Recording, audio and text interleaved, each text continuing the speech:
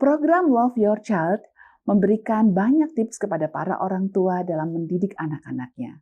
Untuk tahu lebih lanjut, jangan lupa subscribe YouTube channel Love Your Child dan nyalakan notifikasinya. Sebenarnya sopan atau tidak itu adalah hasil belajar, ya kan? Karena akan nggak ada dong anak waktu masih bayi tiba-tiba nggak ada yang didik, nggak ada yang ngajarin, tiba-tiba bilang thank you. Nggak ada. Terus ketika dia waktu belajar jalan, excuse me, permisi, kan nggak mungkin ya kalau nggak ada yang ngajarin kan? Kan sebenarnya santun itu kan adalah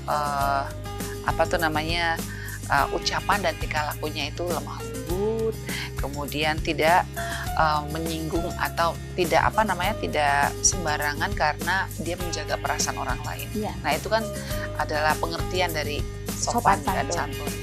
Seperti halnya di sekolah kan ada kurikulum ya, apa yang mau diajarkan pada anak-anak itu sudah direncanakan. Nah kita sebagai orang tua juga perlu dong merencanakan. Kira-kira apa nih yang akan kita ajarkan pada anak kita? Mulailah dari golden words ya.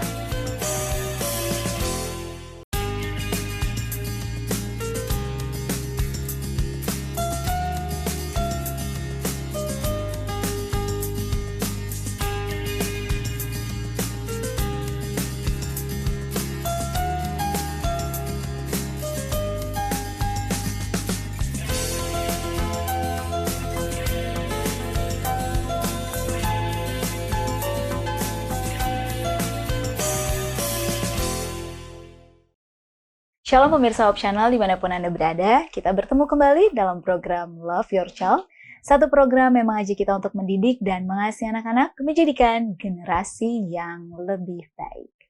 Bagaimana respon Anda ketika melihat anak yang kurang sopan? Atau melihat anak yang kurang hormat terhadap orang yang lebih dewasa ataupun lebih tua daripadanya?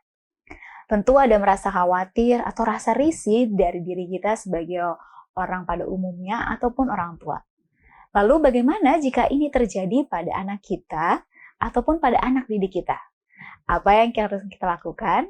Kita akan membahas kali ini mengajarkan rasa hormat pada anak yang kurang sopan bersama dengan narasumber yang telah hadir yaitu Ibu Helena Valentina. Beliau merupakan seorang psikolog dan juga praktisi pendidikan. Shalom Ibu Helena. Shalom Eva. Waduh, cantik sekali. Oh, terima kasih Ibu Helena. Luar biasa ini. Ibu Helena juga nih luar biasa. Cantik sekali dengan warnanya yang biru itu. Biasa di luar. Oh, biasa di luar. Nah, ini Ibu Helena menarik nih. Karena mungkin bagi sebagian orang kayak ini topiknya kayaknya pada umumnya aja lah bisa. Tapi mengenai rasa hormat dan rasa sopan. Yes. Kenapa Ibu Helena sampai mau mengambil topik ini? Ada rasa apa nih yang di dalam sekarang aku tanya ini, sama Bu? Eva deh. Eva kalau pas di jalan gitu ya, waktu ngantri di pom bensin atau mungkin lagi ya lewat gang gitu ya di kompleks, suka nggak ketemu anak-anak yang ngomong kasar? Wah, sekarang kayaknya makin banyak. Nah itu dia. Terus lihat bagaimana anak ngelawan mama papanya. Ya, pernah sekali. Ya kan, dikasih sesuatu, boro-boro bilang terima kasih, malah bilang, ya cuman kayak gini gitu kan. Bahkan kita kalau lihat pengemis yang masih kecil-kecil gitu kan, kita kasih uang nih, bukannya bilang terima kasih, kabur gitu kan. Betul. Ya kan, ya oke lah. Pengemis mungkin karena orang tuanya nggak ada, barangkali dia sudah yatim piatu. Tapi kalau anak ini sekolah, punya mama papa yang berpendidikan tinggi, terus anak itu tidak sopan, kan sayang banget ya, Fa? Wah, sangat sayang. Ya Apalagi kan? justru saya jadi kepikiran. Karena saya punya anak masih kecil, gimana kalau ini nanti terjadi sama anak saya begitu, gimana ya? Nah, itu dia. Pasti kita sedih, ya kan? Apalagi kalau anak kita dimarahin orang karena tidak sopan sikapnya. Waduh, rasanya wajah ini kayak ditampar lah mungkin. Betul ya. sekali. Iya nggak sih? Nah, itu dia. Jadi, itu sebabnya makanya saya pikir ini juga perlu untuk dijadikan bahan pembahasan. Nah, makanya kita mau angkat saat ini mengajarkan anak rasa hormat yang kurang sopan. Apakah semua anak itu rata-rata kan? Rata. Apakah semua anak atau rata-rata masuk dalam kategori yang kurang sopan atau gimana? Sebenarnya sopan atau tidak itu adalah hasil belajar. Ya kan, karena akan nggak ada dong anak waktu masih bayi tiba-tiba nggak ada yang didik, nggak ada yang ngajarin, tiba-tiba bilang thank you. Nggak ada sih. Terus ketika dia waktu belajar jalan, excuse me, permisi, kan nggak mungkin ya kalau nggak ada yang ngajarin kan. Itu sebabnya pernah terjadi, mungkin saya pernah juga ngomong di sini ya, pernah terjadi di saat masa revolusi industri di Prancis gitu, di mana orang tua banyak yang bekerja, suami istri di pabrik, sehingga anak itu ditinggal sendirian di rumah.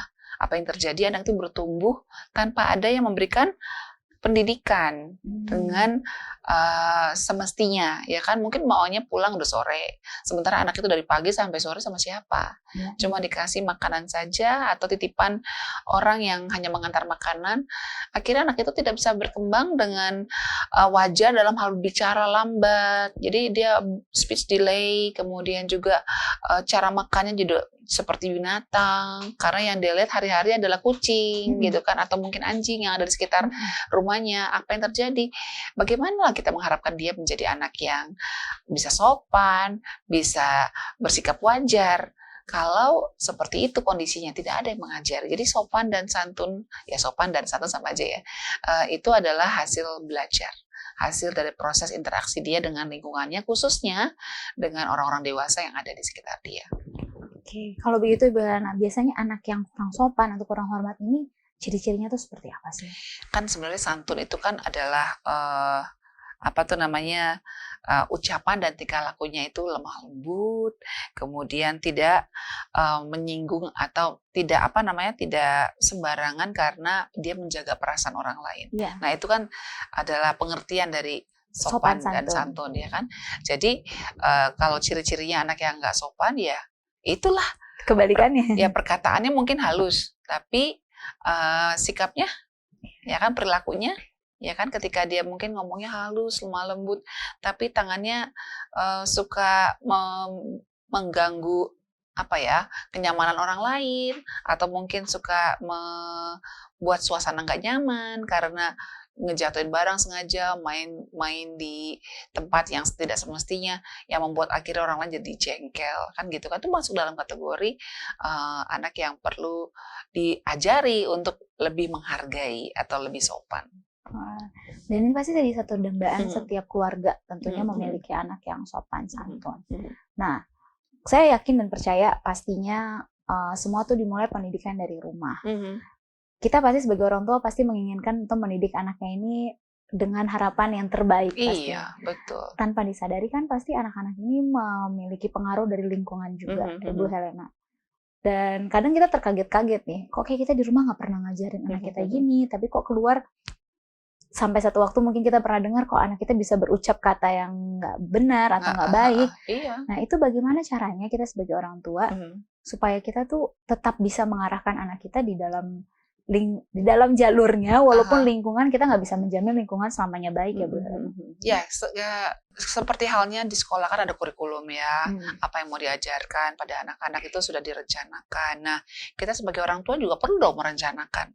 Kira-kira apa nih yang akan kita ajarkan pada anak kita? Mulailah dari golden words ya, maaf, tolong, thank you, ya kan, atau terima kasih, dan tambahan lagi permisi gitu ya, atau excuse me. Nah, 3 hal ini adalah hal yang harga mati deh harus diajarin sama anak kita, ya. Jadi ketika dia misalnya minta tolong sama kita, jangan bilang, "Mah, ambil itu, Mah." Misal lagi makan nih di meja makan, terus kita mau ambil, ini anak mau ambil tahu tapi agak jauh, bilang, "Mah, tahunya dong." Kelihatan sepele ya, tapi kalau kita nggak luruskan, nanti dia akan kebiasaan. Dia kata bilang, "Nak, coba pakai kata tolong ya, Mama, tolong ambil tahunya dong." Gimana, kan lebih enak ya? Nah, gitu. Nah, itu perlu diulangi lagi. Nah, kalau dia berbuat salah, dia perlu minta maaf.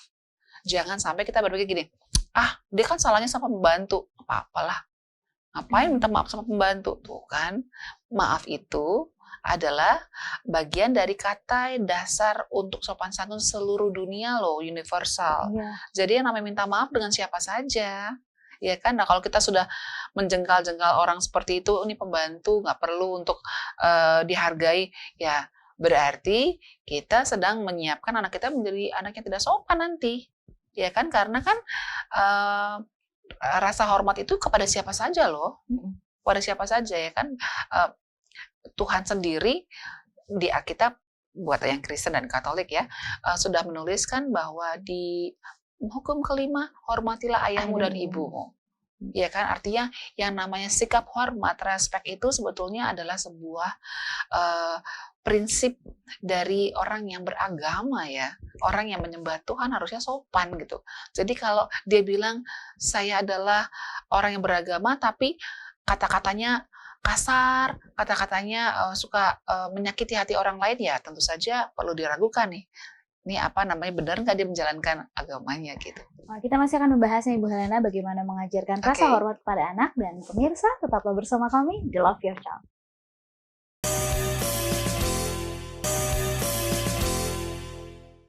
Kembali lagi di Love Your Child, dan kita masih membahas bagaimana mengajarkan anak rasa sopan ataupun rasa hormat.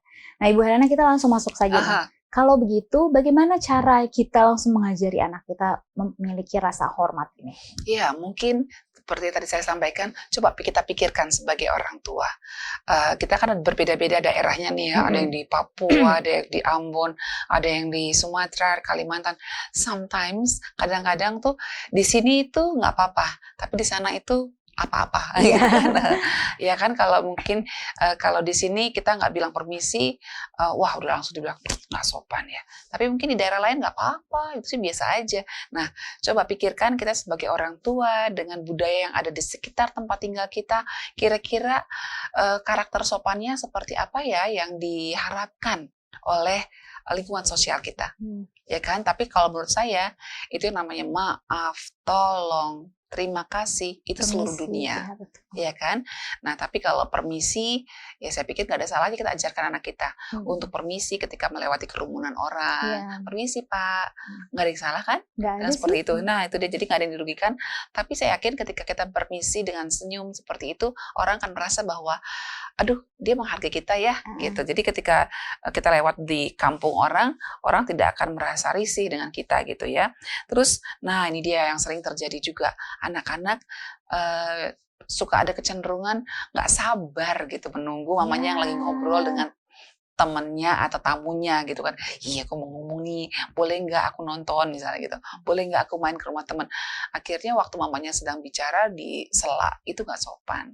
Jadi kalau misalnya kita mau memotong pembicaraan, kita bisa ajarkan anak kita, nak kamu boleh berdiri di dekat mama, ya kan? Nanti mama pasti akan nengok kamu. Ya nak, ada apa? Baru kamu ngomong. Ya jangan gini, mama lagi enak-enak ngomong, tiba-tiba kamu potong, itu nggak sopan. Itu perlu disampaikan. Kalau nggak disampaikan, mereka nggak akan tahu. Karena kan sekali lagi sopan santun itu kan adalah hasil belajar, toh. Betul. Berarti ada yang harus mengajar. Makanya kalau ada istilah zaman dulu sampai sekarang, kalau anak yang nggak sopan bilang, ih kurang ajar. Karena memang belum nggak diajari. Ya karena kurang diajari kan gitu kan. Atau mungkin belum ada yang ngajari. Bukan berarti bahwa dia tidak bisa diajari loh. Tapi mungkin karena belum ada yang ngajari atau mungkin kurang frekuensi mengajarnya. Kemudian juga, nah ini dia nih. Sering juga kita melihat ada anak-anak yang sembarangan ya. Pernah kejadian tuh di sekolah, ada anak mau pakai sepeda untuk beli sesuatu lah gitu. Cuma tuh sepeda orang lain kan, harusnya dia izin dulu dong. Pinjam. Nah, akhirnya ketika yang punya mau pulang, loh kok nggak ada? Akhirnya sibuk semuanya. Aduh, kemalingan. Ternyata ada temannya yang mau pinjam, tapi nggak ngomong. Nah, kan tuh nggak sopan, ya kan? Apalagi kalau kita misalnya lagi bertamu ke rumah orang lain, entah itu keluarga kita, entah itu bukan keluarga kita, itu kan pegang-pegang barang orang lain itu kan nggak bagus ya, maksudnya barang milik orang lain tanpa izin. Ih bagus ya, dipegang-pegang semuanya. Kalau kristal gimana? Nah, kalau pecah gimana? Ya kan, nanti yang punya rumah kan segini, aduh, kapan pulangnya sih orang ini, gitu kan ya. Tapi kalau kita sudah ajarkan pada anak kita, kalau mau menggunakan sesuatu, mungkin mau pinjam gelas gitu, tante boleh pinjam gelasnya, kan itu akan sangat membuat orang lain merasa senang dan merasa Dihargai nyaman, juga ya. merasa dihargai dan nyaman ketika datang lagi, nggak takut gitu. Tapi kalau anaknya dibiarkan, namanya juga anak-anak ya Bu ya, harap mengerti ya Bu, semuanya dipegangin, ada yang pecah sana prang, sini prong. Terus kita mungkin sebagai tuan rumah kita akan berpikir, aduh, kapan pulangnya orang ini ya? Kan gitu kan, kita nggak mungkin marah kan? Nggak mungkin marah dong sebagai tuan rumah. Iya, tapi kan kita ya pasti ada rasa nggak enak sebagai tuan itu rumah. dia. Dan mungkin besok-besok kalau orang itu datang lagi, kita akan berusaha untuk menghindar. Saya mau ke rumah kamu boleh nggak? Aduh, saya mau pergi. Kita langsung bikin rencana baru untuk kemana, karena takut nanti anaknya geratakin gitu. Nah ini saya sering sekali ketemu sama anak-anak yang seperti ini. Ayah ibunya orang berpendidikan, tapi anaknya tidak diajari atau dibiarkan gitu loh. Apa tuh namanya, mena-mena di rumah orang lain atau di gereja bahkan. Ya kan, di gereja bahkan tidur-tiduran dan sebagainya. Itu kan akan mengganggu orang lain. Mesti kan diajarkan, "Nak, saya tahu kamu pengen ngobrol, tapi bukan sekarang. Ini saatnya jam ibadah. Kalau kamu ngobrol, orang lain akan terganggu karena nggak bisa dengar tuh apa yang disampaikan oleh pengkhotbah. Jadi, tolong kamu tidak ngobrol dulu, tapi bisa beraktivitas dengan mencatat deh ya apa yang tadi dikhotbahkan, boleh ya? Setelah itu nanti mama papa kasih stiker atau apa gitu buat dia. Jadi dikasih tahu bahwa itu akan mengganggu orang lain. Jadi sikap sopan itu diajarkan juga pada saat dia berada di dalam lingkungan rumah ibadah. Seperti itu. Dan yang kelima, sering sekali juga kita melihat anak-anak tuh kayaknya negor orang udah susah ya, heran ya. Lewat-lewat aja gitu ya. Kalau orang lagi ada bicara atau misalnya tempat berpapasan sempit, gitu ya. Udah kayak dianggap nggak ada apa-apa. Kita ini sebenarnya terlihat itu enggak ya? Atau invisible ya? Nah itu kan apa salahnya kalau kita ingatkan, nak, coba kalau ketemu seseorang boleh dong bilang, halo Bu, permisi Bu, halo Tante, halo Om, nggak salah kan? Kamu nggak keluar biaya kan untuk itu kan? Atau, hai, itu kan apa salahnya? Atau permisi, gini aja sudah cukup membuat orang lain yang berpapasan dengan kita merasa bahwa kita menghargai dia gitu.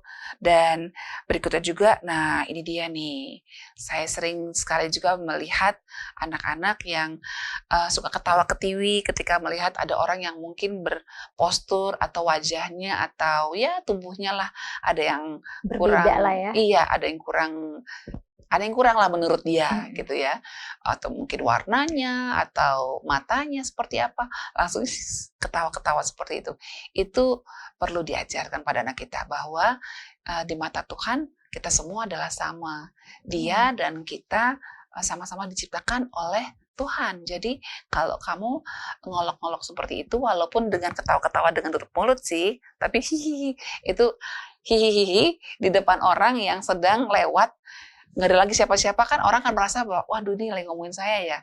Dan sebenarnya yang diolok-olok bukan cuma dia loh, tapi juga penciptanya loh, nak. Nah itu perlu dijelaskan. Kenapa nggak boleh tuh perlu dijelaskan kenapanya. Jadi bukan hanya sekedar nggak boleh ya, nggak boleh ngolok-ngolok. Kenapa nggak boleh? Why? Masa kita nggak boleh ketawa? Lucu kok gitu kan. Habis jalannya aneh, kita mau ketawa nih, jalannya kayak itu loh, masa kayak lompat-lompat gitu lucu gitu misalnya. Padahal memang orang itu punya kekurangan karena ya mungkin ya itulah ada gangguan dalam tubuh dia gitu. Kita perlu menghargai dia. Nah Ibu Hana, kita masih akan membahasnya. Apalagi yang perlu kita ajarkan kepada anak-anak kita, dan pemirsa tetaplah bersama kami di Love Your Child.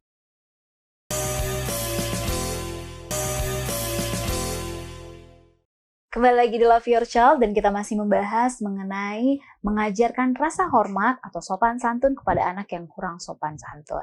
Nah, Ibu Hana tadi sudah memberitahu tips bagaimana langkah-langkah hal yang perlu diajarkan. Ya, minimal ada 10 tadi. Nah, berarti masih ada beberapa lagi ya. Apalagi nih Bu Helen? Ya, jadi kan kita perlu untuk mengajarkan pada anak-anak untuk intinya sebenarnya sopan itu menghargai orang lain. Betul. Ya kan.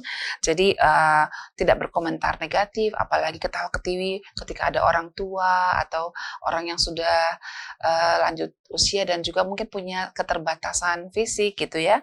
Kemudian, nah ini dia nih, kadang-kadang pada saat COVID ini digencarkan nih di berbagai media massa ya, kalau batuk, bersin, itu dilipat Iya. sikunya, ya kan, ditutup mulutnya seperti ini. Jadi wah, semua orang ngerasakan gitu kan, kebagian berkat yang enggak Tidak diinginkan berkat. ini. Ya kan, jadi warisan yang tidak diinginkan itu harusnya jangan disebarkan. Itu bagian dari sopan santun juga loh. Ya, pernah kejadian ada anak yang bersin seperti itu, diingatkan berkali-kali ya bersin gitu lagi. Ya mungkin karena di rumah sudah dibiasakan seperti itu, bukan dibiasakan ya, dibiarkan. Jadi itu salah satu yang perlu juga diajarkan kepada anak kita, sehingga anak kita juga akan disukai di luar sana ya. Kemudian, nah ini dia, tadi kita untuk memberikan komentar negatif aja nggak boleh. Misalnya gini, ih kamu kok warna kulitnya kayak gini, itu aja nggak boleh kan, ketawa ketiwi kayak gitu, apalagi dengan jelas-jelas mempermalukan. Misalnya ya ngebully lah namanya ya, mempermalukan depan orang banyak, ya seperti itu, mengejek orang lain karena status sosialnya barangkali dan seterusnya. Dan nah ini juga nih, saya pikir kita juga koreksi lah ya, kita di Indonesia memang terkenal susah antri nih, Pak. Iya, betul sekali. Iya kan, Saya bisa antri melihat, makanan, antri tiket, naik kendaraan umum. naik kendaraan umum, kemudian juga pas lagi di lampu merah tuh ya, saling serobot. Nah, itu kan menunjukkan bahwa kita tidak menghargai orang lain. Ya. Apalagi orang yang sudah ngantri depan itu, terus kita serobot gitu kan. Ya bisa sih karena alasan ambulan ya, itu lain cerita Itu ya. lain. Tapi kalau anak-anak di sekolah sudah diajarkan mengantri, tentu saja ini akan menjadi budaya buat dia untuk sopan ya. Kemudian juga, nah yang terakhir, ini yang dasar ya, 10 dasar pengajaran tentang sopan santun pada anak. Buang sampah pada tempatnya. Nah, Coba kita lihat di Indonesia gimana. Di tempatnya siapa nih? Ya kan, sering sekali kita lihat sampah berterbangan di mana-mana, lalu kita lihat diam aja gitu. Ada satu kota di Sumatera sana yang mengajarkan penduduknya untuk berbuat sopan dalam hal sampah nih. Jadi kalau lihat sampah segera ambil. Lisa, lihat sampah segera ambil, itu bagus loh ya. Saya pikir itu Pak Bupatinya luar biasa ya. Itu bagian dari mengajarkan sopan santun kepada semua usia, pada anak-anak dan juga kepada orang tua dari penduduknya.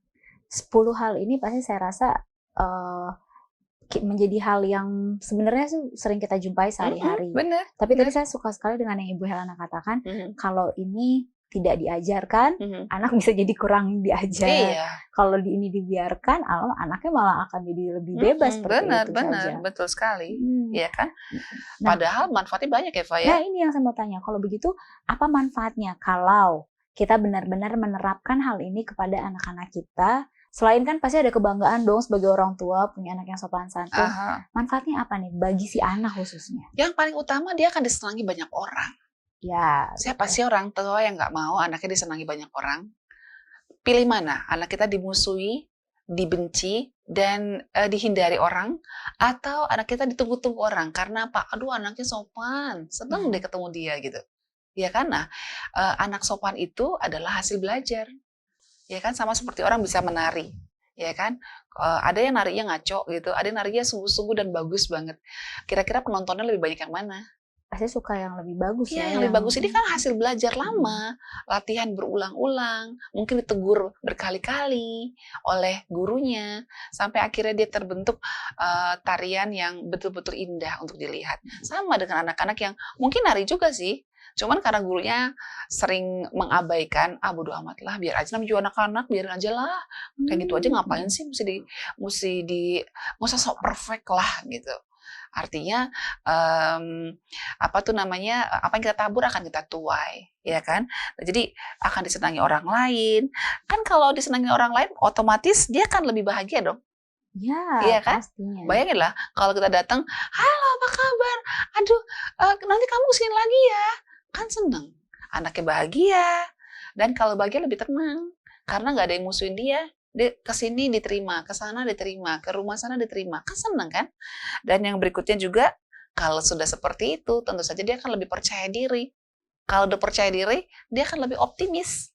Kalau sudah optimis, dia akan berani untuk menghadapi masa depan. Tuh, Manfaatnya banyak ya Eva. Manfaatnya ternyata panjang dan Betul. itu saling keterkaitan satu Itu dengan yang dia. lain. Jadi tidak perlu ragu untuk segera memulai.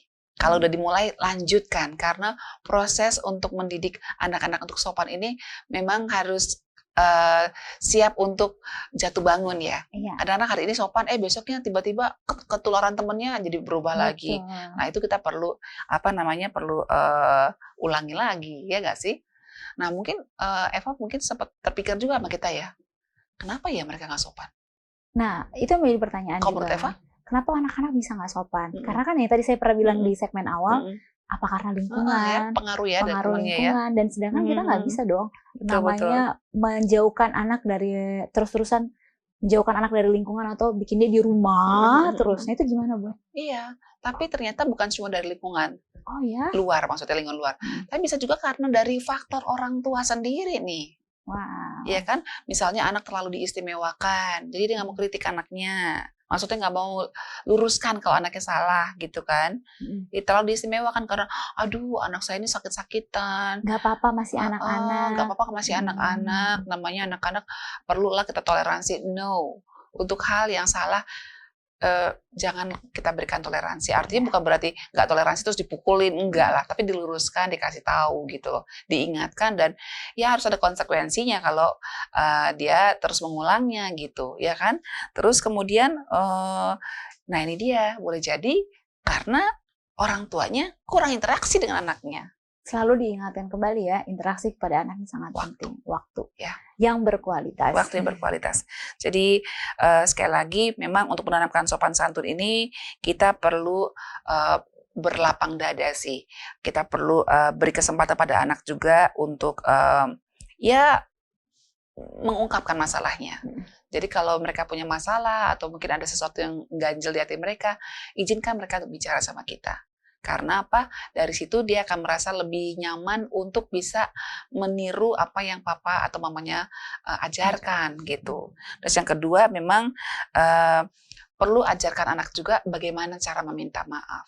Sometimes anak-anak itu nggak tahu cara minta maaf. Misalnya udah dorong temennya, habis itu gimana ya? Ya udah, terus gimana gitu kan? Ya karena mungkin yang seperti tadi Ibu Helena katakan tidak diberikan contoh atau kurang diajar oleh orang tua. Saya rasa ini semua tuh berkaitan. Minta maaf, hal-hal yang tadi golden words itu. Tapi kita mau supaya anak kita menjadi anak yang sopan santun dengan harapan dan juga contoh yang diberikan oleh orang tua. Dan terus memberikan motivasi pada anak-anak agar tetap menjaga kata-kata dan perilakunya untuk sopan, bukan untuk orang lain saja, tapi buat dirinya juga. Amin. Terima kasih banyak Ibu Helena. Oke, sama-sama Eva. Terima kasih banyak juga kepada seluruh pemirsa yang telah menyaksikan Love Your Child episode kali ini. Tetap terus ajari anak Anda, tetap terus berikan contoh yang terbaik, sopan santun bagi anak-anak untuk masa depannya juga.